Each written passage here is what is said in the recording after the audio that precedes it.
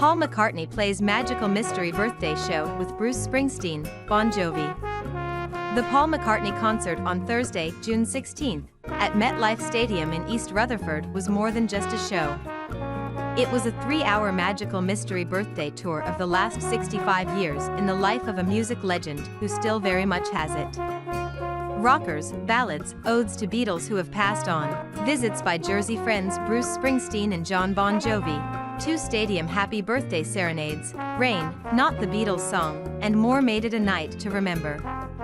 The thing is, McCartney, who will be 80 on Saturday, June 18, seemed to get stronger as the night went on. Macca delivered throaty yelps and jives on 1985 and hearty howls on Let Me Roll It. His yells on Helter Skelter still unnerve. McCartney ran up the riser to play piano on Let 'Em In, and kicked and skipped as he and his band, with Springsteen, were taking their bows as midnight approached.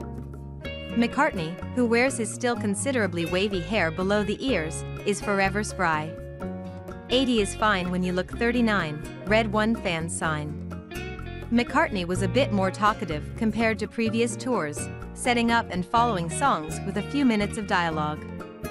He has an easy, conversational tone, and the stories, while some are familiar, do not get old. Jimi Hendrix looking for Eric Clapton to tune his guitar after he performed Sgt. Pepper is Golden. McCartney dedicated My Valentine to his wife, Nancy Shevell, an Edison native. She was in the audience.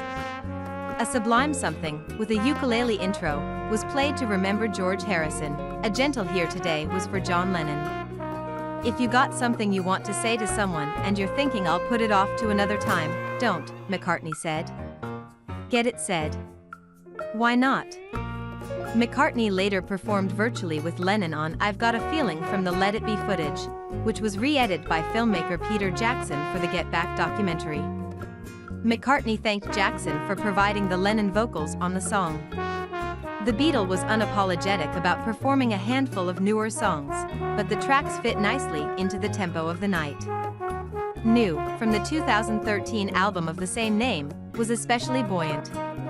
An acoustic segment featured a song, In Spite of All the Danger, recorded by the pre-Beatles band, the Quarrymen. Love Me Do was the first song the Beatles recorded for EMI, and McCartney told the audience he was nervous when producer George Martin asked him to sing lead so Lennon could play harmonica. When I listen to the record on the radio these days, I can still hear the terror in my voice, McCartney said. But not tonight. A number of fans were probably frightened that they would not make it into the stadium for the show due to backups on the roads and highways surrounding MetLife, and backups at the stadium entrances. Fans were getting out of pulled-over cars on Route 3 and Route 120 as showtime approached. Parking lot booth clerks waved fans into the stadium grounds, forgoing a parking fee, starting around 8 p.m. There wasn't a birthday cake on Thursday, but there were plenty of birthday surprises. Springsteen came on stage to duet with McCartney on Glory Days and I Wanna Be Your Man. Click here to see it. We got a special surprise for you, McCartney said. A friend of mine, he's a local boy. I think you guessed it. I said you got to come and sing with us. Here's to 80 more years of Glory Days.